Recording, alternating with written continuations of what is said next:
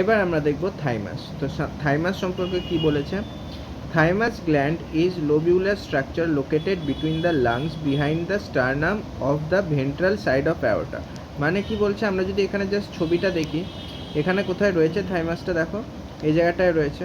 তো লাংস দুটোর মাঝখানে, আমরা জানি যে এই দুটো জায়গায় লাংস থাকছে আমাদের, দুটো লাংসের মাঝখানে লাংস বিহাইন্ড দ্য স্টারনাম থাকে আমাদের এখানে, জানোই যে আমাদের একদম সামনে বুকের যেই হাড়টা সেটাকে আমরা স্টারনাম বলি। তো স্টারনামের পেছনে behind the sternum on the ventral side of aorta. তো এইখানে কিন্তু অ্যাওর্টা রয়েছে, হার্ট থেকে অ্যাওর্টাটা বেরোয়, তো তার ভেন্ট্রাল পজিশনে রয়েছে হচ্ছে থাইমাস। এই হচ্ছে লোকেশন বলেছে। এবার থাইমাস সম্পর্কে আর কি কি বলেছে দেখা যাক। তো এইবার the thymus plays a major role in development of immune system. তো ইমিউন সিস্টেম মানে কি, আমাদের ডিফেন্স সিস্টেম, যে কোনো ব্যাকটেরিয়া বা ভাইরাস এরা অ্যাটাক করলে যে আমাদের ডিফেন্স সিস্টেম অ্যাক্টিভেট হয়, সেটাকে আমরা ইমিউন সিস্টেমও বলি। তো ইমিউন সিস্টেম ডেভেলপমেন্টে থাইমাসের বড় ভূমিকা রয়েছে, এটা হচ্ছে এর মেন কাজ। This gland secretes peptide hormone call thymosin. এ যেই হরমোনটা সিক্রেট করে সেটা থাইমোসিন। আর এই থাইমোসিন কি করে, টি লিম্ফোসাইট, আমরা জানি ডাব্লিউবিসির একটা পার্ট হচ্ছে টি লিম্ফোসাইট আর বি লিম্ফোসাইট। তো সেই টি লিম্ফোসাইটকে ডিফারেন্সিয়েশন করতে কিন্তু এই থাইমোসিন হরমোনটা বড় ভূমিকা পালন করে।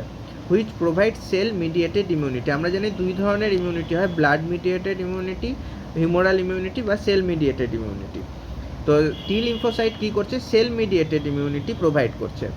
In addition thymosin also promote production antibodies to provide humoral immunity. যেটা বললাম দুই ধরনের ইমিউনিটি হয়, হিউমারাল ইমিউনিটি বা সেল মিডিয়েটেড ইমিউনিটি। তো থাইমোসিন কিন্তু সেল মিডিয়েটেড ইমিউনিটিতে তো হেল্প করছেই টি লিম্ফোসাইটকে ডিফারেন্সিয়েট করে, প্লাস অ্যান্টিবডি তৈরি করতেও কিন্তু সাহায্য করে, অর্থাৎ হিউমারাল ইমিউনিটিতেও কিন্তু সাহায্য করছে। এবার ব্যাপারটা হচ্ছে যে বয়স হয়ে গেলে কেন বেশি ভালনারেবল হয়ে যায়, মানে বয়স্ক লোকেরা দেখবে যে বেশি ইমিউন সিস্টেমটা তাদের কমে যায় কেন? কারণ thymus is degenerated in old individual resulting the decrease production of thymosin. ফলে থাইমোসিন কম হচ্ছে, যেহেতু বয়স হয়ে গেলে ডিজেনারেট হয়ে যাচ্ছে। As a result immune response of old persons becomes weak. তো এটা দিয়েও কিন্তু একটা এমসিকিউ চলে আসতে পারে, যে কারণ দিয়ে দিল, কজ দিয়ে দিল, আর যেটা আসে আর কি অ্যাসেসন দিয়ে দিল এটা, আর রিজন তখন হবে কি, কারণ degenerate in old individual of thymus. তো এই হচ্ছে থাইমাস। এরপর চলে আসছে আমরা অ্যাড্রিনাল। তো এটা একটা খুব ইম্পর্টেন্ট টপিক। তো অ্যাড্রিনাল গ্ল্যান্ড সম্পর্কে কি বলেছে? Our body has one pair of adrenal glands, one at anterior part of each kidney. তো আমাদের ওয়ান পেয়ার অর্থাৎ দুটো অ্যাড্রিনাল গ্ল্যান্ড থাকছে, কোথায় থাকছে? Anterior part of each kidney. এইবার দেখো এখানে তোমরা দেখতে পাচ্ছ যে এই হচ্ছে adrenal gland. The gland is compose of two type of tissue, দুটো টিস্যু থাকছে, একটা অ্যাড্রিনাল মেডুলা। এবার মেডুলা মানে সবসময় বুঝবে যেটা ভেতরের দিকে রয়েছে, সেটাকে আমরা মেডুলা বলি। আর কর্টেক্স হচ্ছে যেটা বাইরের দিকে রয়েছে, সেটাকে আমরা কর্টেক্স বলি। তো অ্যাড্রিনাল মেডুলা আর অ্যাড্রিনাল কর্টেক্স। তো এই হরমোন, এরা যেই হরমোন তৈরি করে সেটার আন্ডার প্রোডাকশনে কী হচ্ছে, under production of hormone by adrenal cortex. তো অল্টার কার্বোহাইড্রেট মেটাবলিজম। তো এদের তার মানে দেখো এখানে প্রথমেই ডেফিসিয়েন্সির ব্যাপারটা বলেছে। তো ডেফিসিয়েন্সি দিয়েই আমরা বুঝে যেতে পারবো যে এর কাজটা কী। যেহেতু কার্বোহাইড্রেট মেটাবলিজমে অল্টারনেট আসছে, তার মানে কি কার্বোহাইড্রেট মেটাবলিজমে একটা বড় ভূমিকা পালন করে। তো এবার যখন এদের আন্ডার প্রোডাকশন হচ্ছে, তো কার্বোহাইড্রেট মেটাবলিজমে প্রবলেম আসছে, আর তখন সেই রোগটাকে আমরা কি বলছি, অ্যাডিশন ডিজিজ। এমসিকিউ আসতেই পারে অ্যাডিশন ডিজিজ কোন গ্ল্যান্ডের সঙ্গে related. The adrenal medulla secrets. এবার কী কী হরমোন সিক্রেট করে দুটো জানলাম এবার, একটা হচ্ছে বাইরের দিকে অ্যাড্রিনাল কর্টেক্স রয়েছে, আর ভেতরের দিকে অ্যাড্রিনাল মেডুলা। তো এবার অ্যাড্রিনাল মেডুলার কথা বলেছে। Adrenal medulla secret two type hormone, একটা অ্যাড্রিনালিন এপিনেফ্রিন, আরেকটা হচ্ছে নন অ্যাড্রিনালিন, একটা হচ্ছে অ্যাড্রিনালিন বা এপিনেফ্রিন, আরেকটা হচ্ছে নন অ্যাড্রিনালিন বা নন এপিনেফ্রিন, একই ব্যাপার। দিস আর কমনলি কল্ড, এবার একসাথে এদেরকে কি বলা হচ্ছে, ক্যাটেকোলামাইন। খুব ইম্পর্টেন্ট, ক্যাটেকোলামাইন একসাথে বলা হচ্ছে। অ্যাড্রিনালিন আর non adrenaline rapidly secrete response to stress of any kind of during emergency situation. তো এমার্জেন্সি সিচুয়েশানে কিন্তু এই হরমোনগুলো সিক্রিট হয়, অর্থাৎ যখন বাই চান্স ধরো হঠাৎ করে আরশোলা গায়ে উঠতে শুরু করলো, তো সেই সময় হঠাৎ করে যেই হরমোনটা সিক্রিট হবে সেটা হচ্ছে এই হরমোনগুলো। সেই জন্য এটাকে কি বলা হচ্ছে, ইমার্জেন্সি হরমোন বা ফাইট অর ফ্লাইট হরমোন। সেই সময় কী করবে, আসলে যদি হঠাৎ করে দেখছো তোমার পায়ে উঠছে, এক হচ্ছে তুমি পাটা ঝেড়ে ওদেরকে ভাগিয়ে দেবে, অথবা বাই চান্স মানে কিছু হাতের কাছে যেটা থাকবে সেটা দিয়ে ছুঁড়ে মারবে। তো এইটাই কি বলা হচ্ছে ফাইট অর ফ্লাইট হরমোন।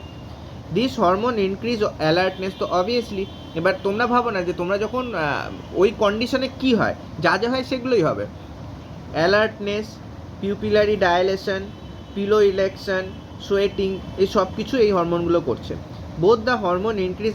আর কি হবে দেখো, হার্টবিট বেড়ে যাবে, স্ট্রেংথ অফ হার্ট কন্ট্রাকশন হবে, রেট রেসপিরেশন বেড়ে যাবে। Catecholamine also stimulates breakdown of glycogen resulting in increase concentration of glucose in blood.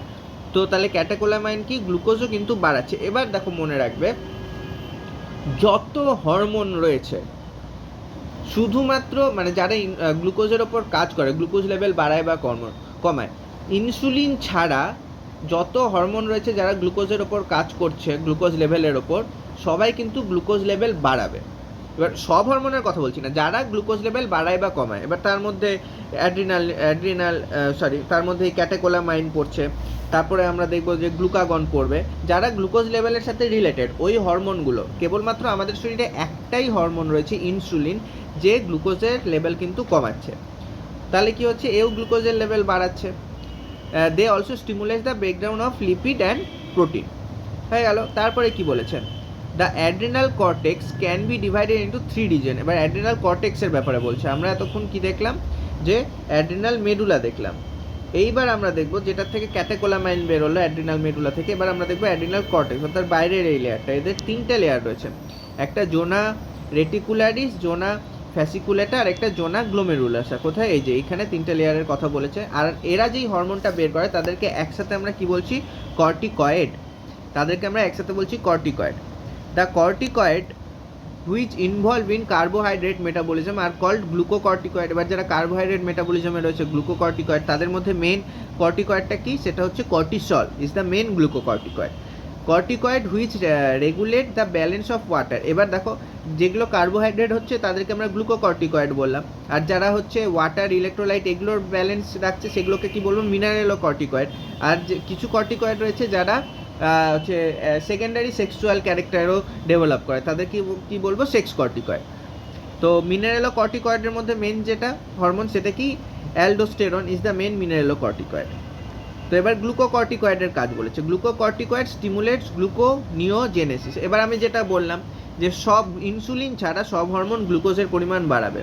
তো গ্লুকোনিওজেনেসিস মানে কি, লিপিড বা প্রোটিন থেকে গ্লুকোজ তৈরি করা। মনে রাখো, গ্লুকোজ নিও মানে নতুনভাবে তৈরি করছে প্রোটিন বা লিপিড থেকে। লাইপোলাইসিস মানে হচ্ছে লিপিড ভাঙছে। প্রোটিওলাইসিস প্রোটিন ভাঙছে।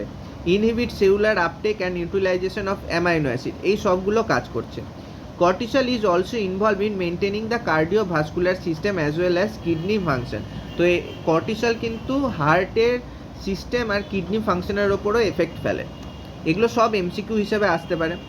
Glucocorticoid particularly cortisol. এবার গ্লুকোকর্টিকয়েডের কথা বলেছে। Cortisol produce anti inflammatory reaction, অর্থাৎ এরা কিন্তু আমাদের দেখো কোথাও ইনফ্লামেশন মানে কি, যে জায়গাটা কোনো ফুলে গেল বা কিছু হলো, তো ওই অ্যান্টি ইনফ্লামেটরি অর্থাৎ তার উল্টো কথা কাজ করছে। ইনফ্লামেশন কখন হয়, যখন কোনো ভাইরাস ব্যাকটেরিয়া আক্রমণ করলো, সেখানে ফুলে আছে জায়গাটা, অর্থাৎ আমাদের কি ইমিউন সিস্টেম যখন কাজ করছে তখন সাধারণত ইনফ্লামেশন দেখতে পারি। তো এ কী করছে, সেটাকে আটকাচ্ছে, অর্থাৎ অ্যান্টি ইনফ্লামেটরি রিয়াকশন, অর্থাৎ কি সাপ্রেস দ্য, এখানে বলেছে দেখো সাপ্রেস দ্য ইমিউন রেসপন্স।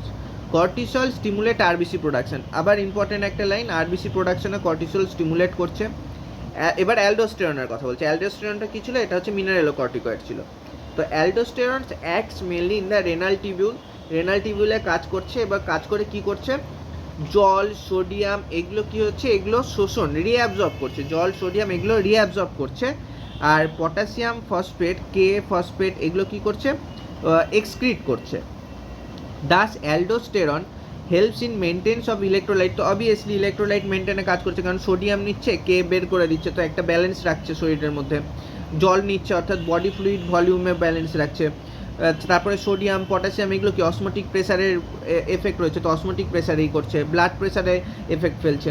তো এইসব ব্যাপার। এবার লাস্টে কি বলছে, small amount of androgenic steroid are also secrete by adrenal cortex play role in growth of axial hair, pubic hair, facial hair. তো এটাকে কি বললাম, এটাকে আমরা বলেছিলাম তখন যে সেক্স কর্টিকয়েড। তো সেটার ব্যাপারে এনসিআরটিতে দেওয়া নেই, তো তোমাদের লাগবে না। তো এই ভিডিওতে এতদূর থাক, পরের ভিডিওতে আমরা প্যানক্রিয়াস দেখবো।